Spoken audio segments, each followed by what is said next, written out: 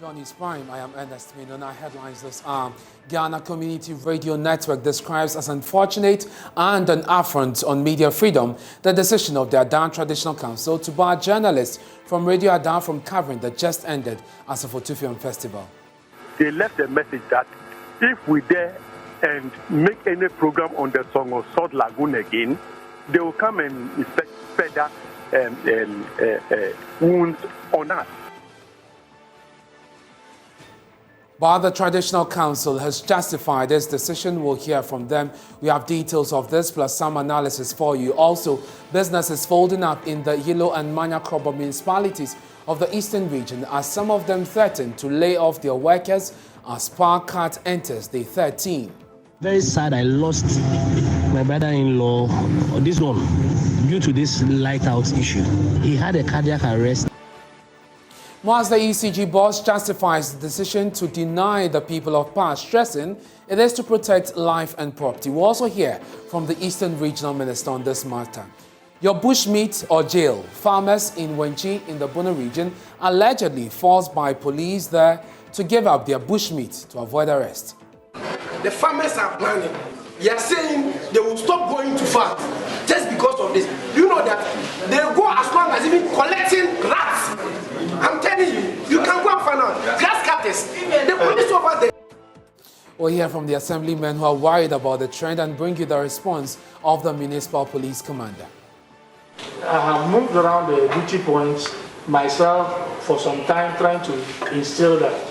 And it has been working. I can assure the House that I will step up my game day, especially on the market days. We'll later share the story of how Ibrahim Mohammed's aircraft is flying Tamale's children closer to their dreams. I was finishing university. I asked myself, is it possible for me to come back here to establish a studio that could, for instance, inspire younger people? Hello again, thanks for choosing us. I am Ernest Kojo Manu. Now, some businesses in the Yilo and Manya Krobo municipalities of the eastern region are threatening to lay off their workers as Power Cuts there enters day 13. The business owners say they have been compelled to choose between buying fuel to power their generators or closing their shops and waiting for power to be restored. The Somanya and Odumasi communities have been plunged into darkness since July 27 after the Electricity Company of Ghana switched off feeders supplying electricity to the two municipalities over illegal connections. According to the ECG, some recalcitrant residents have tampered with the transformers and reconnected power to their homes after they were disconnected for refusal to accept prepaid meters. Some of the residents say life is gradually becoming unbearable as businesses are suffocating. Final year students in the communities are struggling to prepare for their final year exam, with some hospitals also calling families to come for their loved ones in the morgues. We have giant mobile phones, we have giant scratch cards, and we have giant mobile money. Boss, it's not easy at all. Buying fuel, 4,000 a day, it's not a joke. We have 120 workers, 120 workers. We cannot pay them again. We have to sack them because we cannot be continue buying this fuel. Sales too is down because nobody is buying, because nobody is working in the town. Just because a group of people said they don't want a prepaid meter. That is all. I'm very sad, I lost my brother-in-law, this one, due to this light-out issue. He had a cardiac arrest around 2 a.m. My sister was calling me. My phone was off. He drove himself in the car to Agomenya Hospital, St. Martin's de Porres. They were closed down because of the light out. And she decided to drive him to Dodowa. By the time they got there, he was dead. You see, he was pronounced dead on arrival. If there was light around, the first point of contact from Abokobi in Somanya Ogome would have been the polyclinic. You see? But they even passed Atua, because Atua was also off. They went to Agomenya, St. Martin's. They were also off. They decided to go to Dodowa. A life has been lost, just like that. A light that never come back even when the lights are restored. What is going on? Is everybody going to look on for us to die, finish dying before the light is restored? I'm a school operator, and around this time of the season, our children are writing exam, and it's becoming extremely difficult for the children to study in the night come to even have to even iron their uniforms. And it's becoming a great problem for the municipal of Yilo Krobo. But the Chief Executive Officer of the Electricity Company of Ghana, Samuel Mahama, has justified the decision to cut power supply to the communities, stating he is aware of the inconvenience, but the right thing must be done. There's a town that doesn't want prepaid meters. So because of that, they are cutting my fiber optic cable, they are disturbing my transmission lines. I disconnect them from the distribution transformer. We go to our base. We come back. The town has connected themselves to the network. How did they do it? You're asking me? I don't know. I'm sitting here. I don't know. Now, it didn't stop there. This thing happens about twice. Then I say, oh, you know what, guys? Rather, let's now disconnect this distribution transformer from the high tension. We disconnect from the high tension. Guess what? I'm listening. They connect back to the high tension. So upon one of those evenings that we were done with our patrols, we were driving through the area. We get there, we see that the thing has been connected back to the high tension. The soldiers and my technicians get out to check. A mob comes out. The mob starts pelting stones and hitting them. If the soldiers were not there to protect my people, what would... Let's go to Zoom now and speak to the Eastern Regional Minister, Seth Champon. Thank you very much, sir, for your time you're joining us. Prime. So we know you have been engaged in a lot of meetings trying to find a solution to this protracted issue. Is there an end in sight? Why not? There should always be a way when there's a goodwill. To us, our people in darkness is nothing that we wish and pray for. And so we're doing everything within our ability to restore normalcy. We're engaging the service provider as well as the community so that we can all come to an amicable settlement. Yes, sir, go ahead. Go ahead. Okay, so what is happening presently is very so disheartening and government is not happy about. Since I know that the service provider herself is equally not happy about it, but we cannot continue in this practice. There ought to be a stop and an end. And for us, where we are very hopeful that there will be an end to this misunderstanding. And you mentioned the service provider, ECG. They are resolute in this issue that, they cannot continue to entertain the attitude of the people and the actions they've taken that has undermined their operations. As we speak now, I know you've been engaging them. What demands are they making in order to restore power? First and foremost, they are under threat. Their service personnel are under threat because when they go into the community, some community members attack them. Even when they sought refuge under national security, where they had to allow the 49 Engineers Regiment to offer them support, who were equally technicians, where in some areas, some people masked up and wanted to attack them. And all this had to, go through some negotiation and professionalism so we don't suffer any further accidents. So to us, we are doing the needful. The needful is to engage all stakeholders. Government has been engaging them, and I'm sure we are just almost at the tail end of negotiations. But the needful will include, and as you mentioned, providing security for them. As head of the Regional Security Council, can you guarantee the safety of their staff should they return? I guess that will be very key in moving this forward. Excellent, excellent. The entire happening has been evaluated. The professionals are doing their own analysis. They will put the analysis before us technically and teach us what to do. That's why I'm saying we are at the end.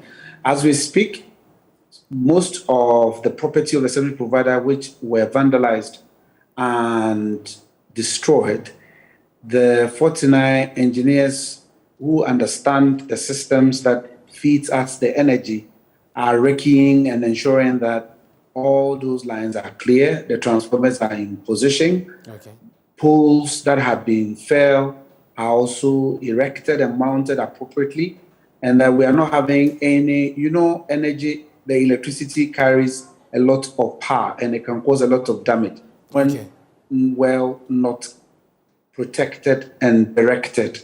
So as a result of this, we are ensuring that all the circuit, the network is fully free of any encumbrances, and then the deployment will go on.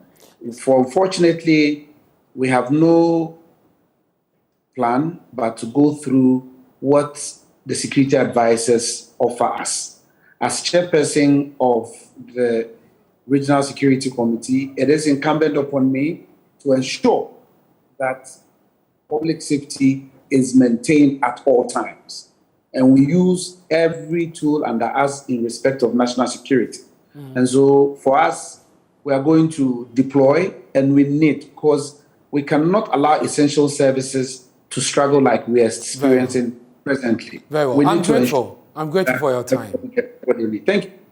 Thank you very much. That's Seth Champon. He's Eastern Regional Minister. Let's do some other stories now. The Ghana Community Radio Network has described as unfortunate and an affront on media freedom the decision of the Ada Traditional Council to bar journalists from Radio Ada from covering the just-ended Asafotufiam Festival. The council, in a letter responding to the station's concern of omission on the list of media houses, said the radio station should not mount a live studio at the event of the grounds. Neither will its members, that's the chiefs, grant interviews to the media network. Again, it prohibited 3 of its journalists from entering the venue. Chairman of the festival's organizing committee, Nene Obichre, explained further to John News what informed their decision. We'll hear from him shortly, but let's go live to Zoom now and speak to the Executive Director of the Media Foundation for West Africa, Suleiman Brahma. He joins us on the line. Mr. Brahma, thank you very much for your time here. You've been following this development.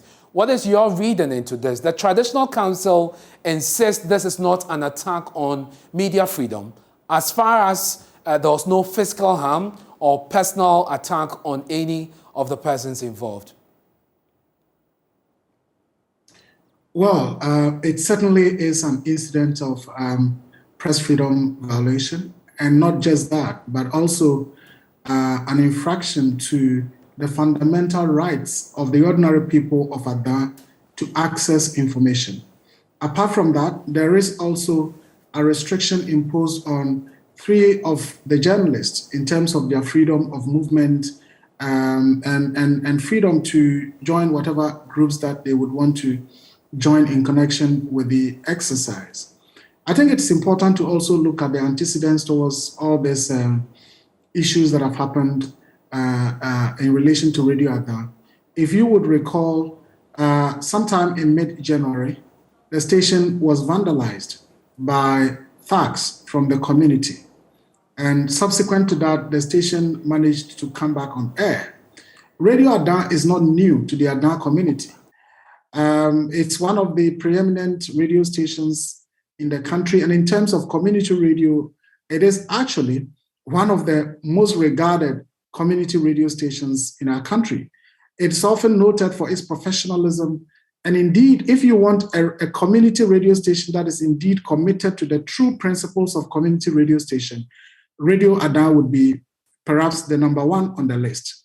So it's all about this whole mining lease that has been granted the Magdan Group, which essentially is depriving a section of the ordinary people in the Ada area of their livelihood. And the radio station essentially is doing what a radio station must do, articulating the concerns of the community people, serving as the voice of the voiceless. And so for me, it is very, very disturbing that the people who are supposed to be representing the interest of the ordinary people are today the ones who are saying, look, the station that serves the community and serves the ordinary people must not participate in an activity that is about the people. It's really, really disturbing. And it's a matter that we are taking quite seriously. And we'll do all that it takes to ensure that the fundamental rights that are guaranteed in our Constitution in terms of press freedom, in terms of freedom of journalists, in terms of freedom to access information is adequately respected and protected throughout the country. So I see you draw the link between what is happening now to the attack on the station, because of the Songo Lagoon issues and Electrochem. As it stands now, I guess it is safe to say that we do not have sufficient evidence to say that the incident of the time is what necessitated or is playing out, explicitly in this ban by the chiefs. What we do know is that the chiefs have placed a ban on their actions. I mean, are we not stretching the issue if we go on to say this is, as a result of what we've seen in the last few months? Absolutely not. Look, the person who leads the program that the chiefs complain about, one of the officials of the station, is called Noah Dame. Noah was among those who were brutalized. In the statement issued by the chiefs and people, if you read it, Noah is among the three. And in fact, they specifically say the producers of that particular program, Mano Munyo, which essentially is the program that focuses on the salt industry, the lease, and how it is impacting the people and so on. Those are the three people who have been listed by the chiefs. As I speak to you, Noah has been processed for court for what is referred to as publication of false news. And guess, who is related to this? It is, the CEO of the Magdan Group. Okay. So there is certainly, enough evidence for one to conclude that all this is as a result of what the station is doing, which is what is expected of a community radio station. And in fact, every radio station serving the interest of the people in the community that they are located. Mm-hmm. And that is why, for me, it is extremely disturbing that you have the chiefs who are supposed to be custodians of the people and must serve the interests of the people, now saying that, look, a station that is working in the interest of the people is prevented from an event, which is a festival, which certainly is about the people. Well, Mr. Brima, just hold on briefly for me. We have the president of the Ghana Network of Community Radio Stations, Selete Nyomi, joining us also on this issue. We spoke to him earlier, and he said this is an affront on press freedom. Let's listen to him explain why, and then we'll get back to you. Rather very unfortunate. It looks like there are some forces behind which are trying to sideline Radio Adan because of the incident which occurred some 10 months ago when they vandalized the station and, beat up some of the people, some of the equipment got destroyed and so on. It's been a very, very funny turn of events. We don't even know what to expect next. So you're linking the traditional council's ban on Radio Adan to cover the program, the festival, to the Electrochem issue. Absolutely. Because all plans are being made to just frustrate the radio station. Mm. But the traditional authority also raises a concern. In their letter, they say that they have used language that is very offensive in addressing the chiefs, which is one of the reasons they barred them from, covering the program, especially some individual, journalists from that station. What do you make of that? Yeah, I know that there has been some, differences between the chiefs and the community radio station as a result of they seeing this whole Songo Lagoon issue from different points of view. But I don't think that they have directly been, insulted any chief. Who does that? Where does this happen? Even if people have a different point of view from what you have, why would you be bad? The festival itself is a public festival. Everybody's invited. I can imagine there are a lot of foreign journalists. People are carrying stories from various angles. Why would you want to ban an indigenous station from Cap? It's an affront to press freedom. This is one of the occasions where I think that we need to be more united more than ever before. GCRN, of course, will look into it and take it up and see what can be done about it. Well, Mr. Brima, just finally before you go, I guess this also brings to the fore the issue or the role of community radio stations. Do you think that they are being undermined, and this issue, if not addressed, will set a certain trend, going forward on how we handle community radio stations, but indeed the media when it comes to such public events? You're right, and that is why we are taking this matter so seriously, because, as I mentioned, the antecedents to this whole unfolding drama is quite an interesting one. Sometime early this year, I know the National Media Commission, for example, was petitioned by persons, some of whom are associated with Electrochem. In fact, one of the traditional leaders who was described as a queen mother in the area, and one of the who also was a petitioner in the NMC petition, happens to be an official of Electrochem.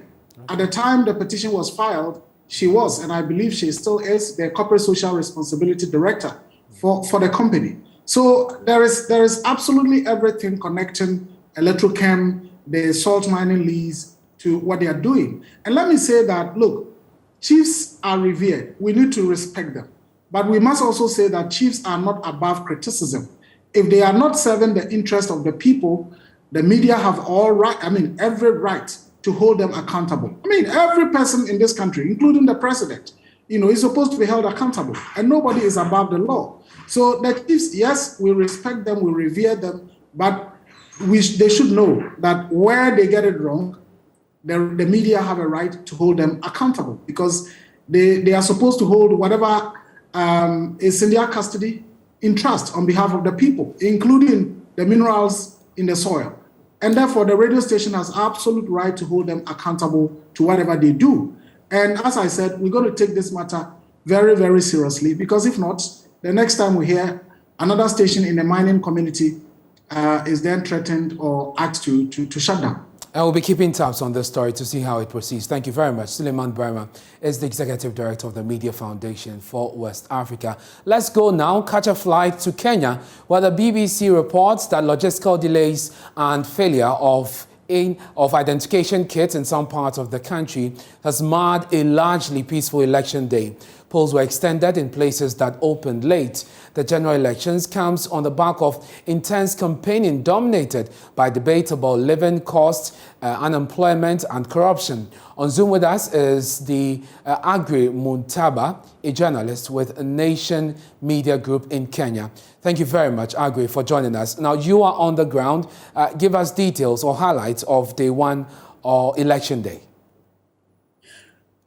Thank you very much for inviting me. Of course, day one was largely peaceful, except the fact that a lot of the identification kits did not work, and therefore it delayed the procedure of voting.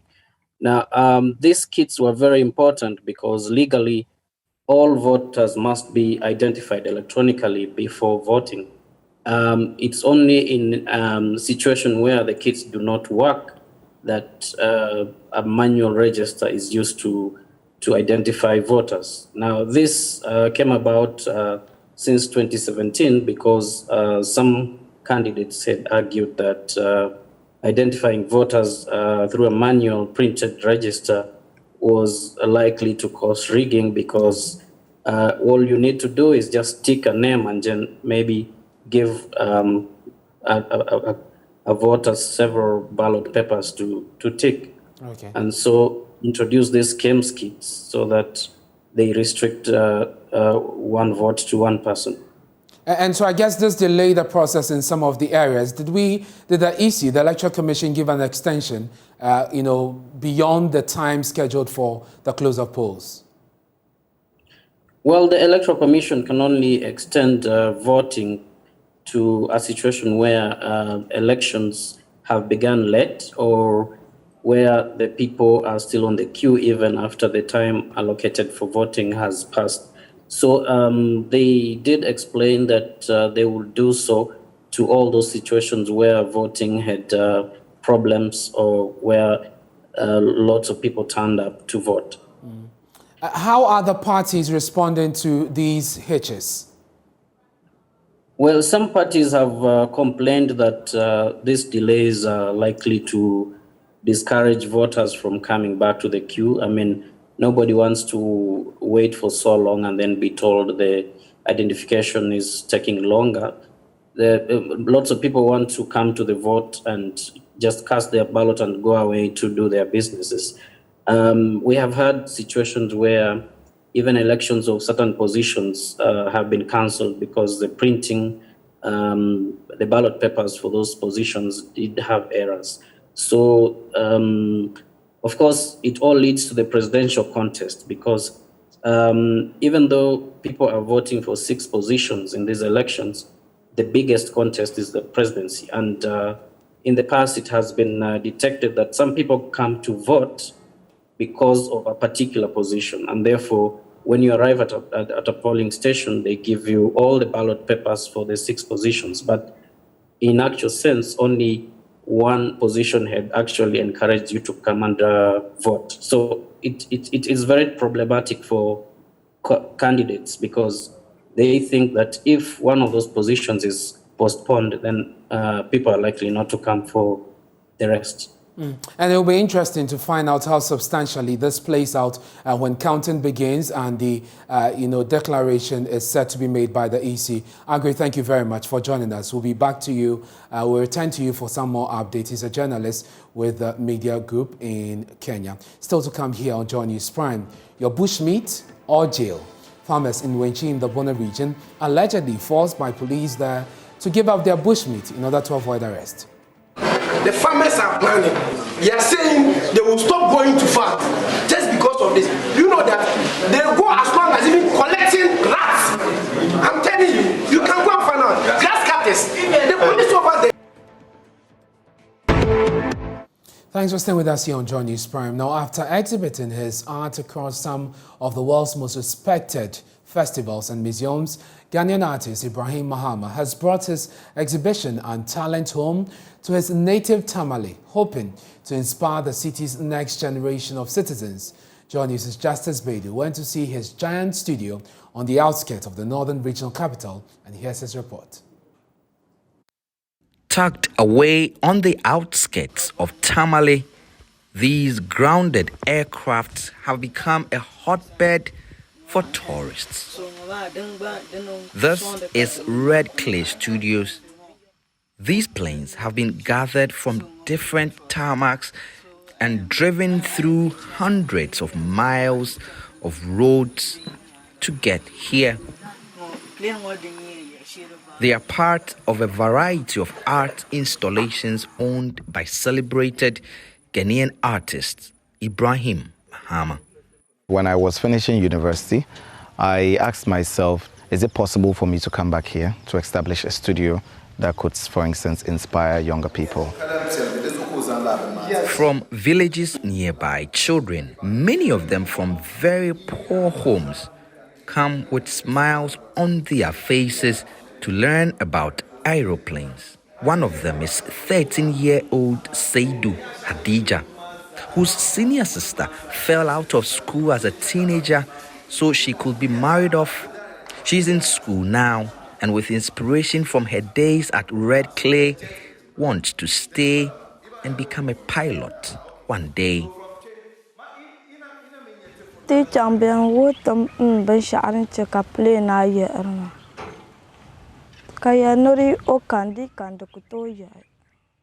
We used to see planes flying up in the sky only. Now, we have them here, and we are happy. Because they keep taking us out of school to marry, we can't go to school. When we come here, we learn how an aeroplane works. And I will bring you the full report in our subsequent bulletins. But rusty trains, clogged rail lines, broken down ferry wheels, an absolute tattered park. That's the current state of the Afua Sutherland Children's Park here in Accra. The park children used to socialize and play, but not anymore. It has been left to rot. My colleague Ernest Kojo Manu has been to the park and has come through with this report. The Afua Sutherland Children's Park has seen some continuous neglect for some time, leaving the facilities at the park broken down and virtually non-existent. The park has not received any meaningful renovation lately, despite the social benefit of the park to Ghanaian children.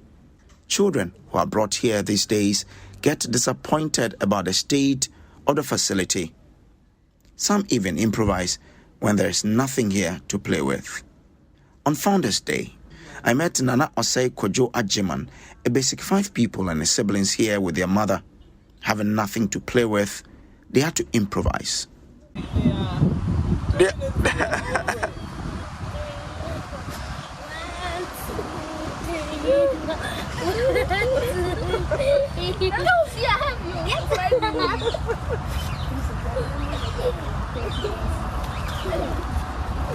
Yes. That was your swing? Yes. Yes. I was making them try that they should make a swing with me so that they can swing me. Because you didn't meet a swing here? Yes. Kojo tells me they had to do it because they did not find anything to play with at this park, adding he and his siblings were disappointed in how the park has been run down. We came here to have some time together and play and have some fun. It wasn't really like we were expecting it to go like big. We thought that we would have some things to play, but when we came here, they were all sports. Okay. We were kind of sad and disappointed. Okay. So we just came to sit down. Okay. They are not alone. Junior is another child who had come to the park with his siblings to play and to socialize. Unfortunately, they met a dead children's park. He too could not hide his disappointment. I thought here would be fun. And there will be a lot of competitions and toys to play with. So how disappointed are you? Very, very disappointed. Junior's father, W.O. Kusi Sapong, says he brought his kid to have fun, but met total disappointment. He says something must be done about the park as soon as possible. Very, very disappointed. Very, very disappointed. I wish something must be done here, at least. You know, the only playground for children in the whole of Accra. Something must be done. See the railway tracks, they are not working. You have something that children can play with. You know, if you come here and there will be no activity going on. I mean, the things that they used to play, the toys, the cars, you're supposed to be in play. But what do you see? Nothing. It's very sad. This place needs to be renovated. We should bring back the old F40s at the Land Park. That's what I want to happen. Both Kojo and Junior pleaded with government to fix the Efua Sutherland Children's Park. I just want to say that they should come and fix the place so that we can play here and come and play and have a lot of fun. Okay. Like when it was fixed. Okay. I would say that the government should bring 20 things for children to come and play with. Okay. So that here will be happy and plenty people will be here. For Joy News, I am Samuel Kojo Brace, Accra.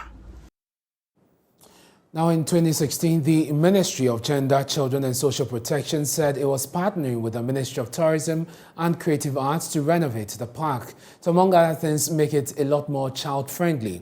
In 2018, the Minister for Tourism and Creative Arts, Catherine Afeku, revealed the Efua Sutherland Children's Park was set to be to receive major facelift as government has secured a private investor to revamp the national facility.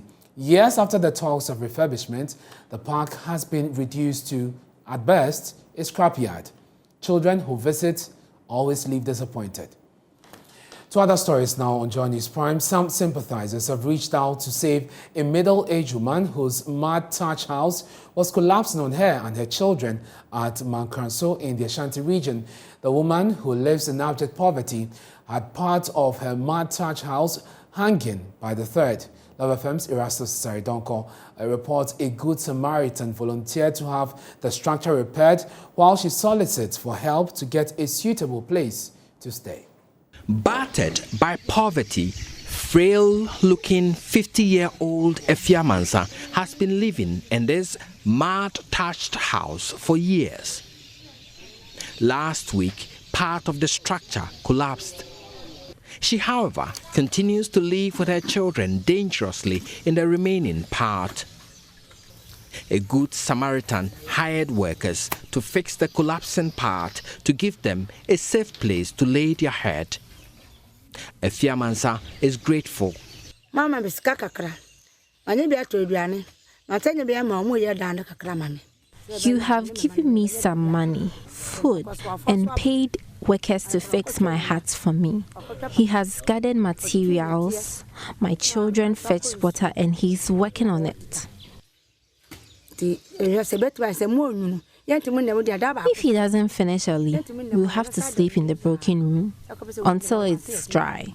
Thank you very much to all who helped me. This mad house and the land is borrowed. The family looks forward to more help to give them a befitting place of their own.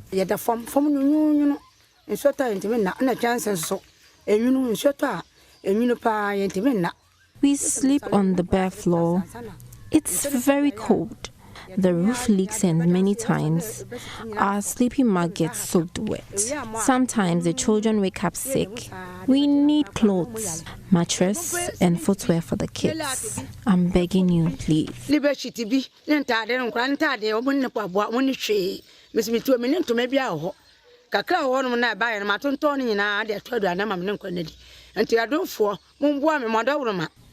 Her last two children have stopped schooling due to lack of school uniforms and limited funds.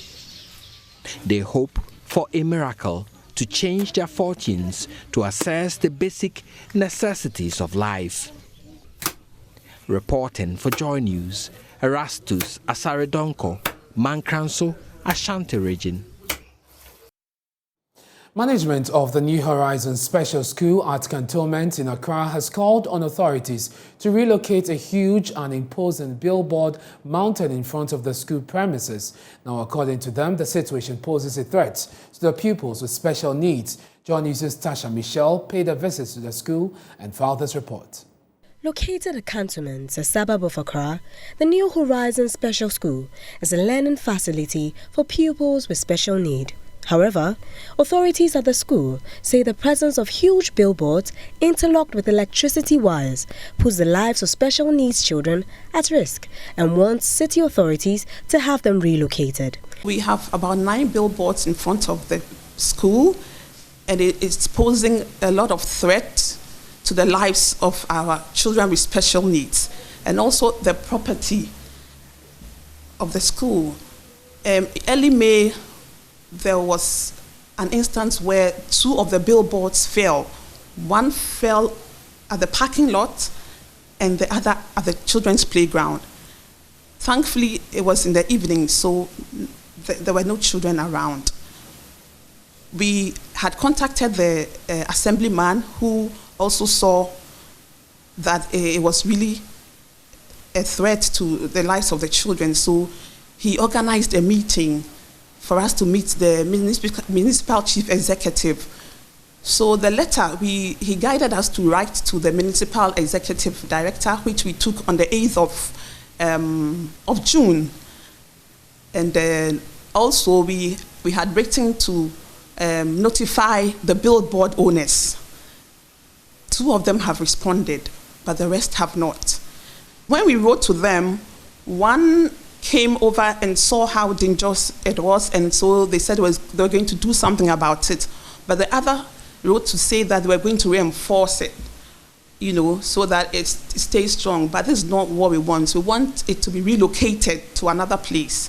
The parents are really concerned because it's posing a big danger to their children, and also even they come in to pick their wards. So it is also dangerous, having it fall at the parking lot. So this is a plea to the municipality to take action so that the billboards are relocated, so that there'll be visibility and no more threat to property and children of the school. So we want you to take action before something fatal happens to the students and property of the school. The assemblyman of the area, Alhaji Bashiru, explained that the delay in response has been occasioned by the process that it takes to have billboards removed. The planning officer will go and assess the place. If it is okay, they will grant you the permit. But that doesn't mean that if there's a challenge, they will refuse, assembly will refuse not to do anything about the issues. But what I'm saying is, you can't just come and report an issue and you want us to do magic within the shortest possible time. You want us to remove it. It's not possible.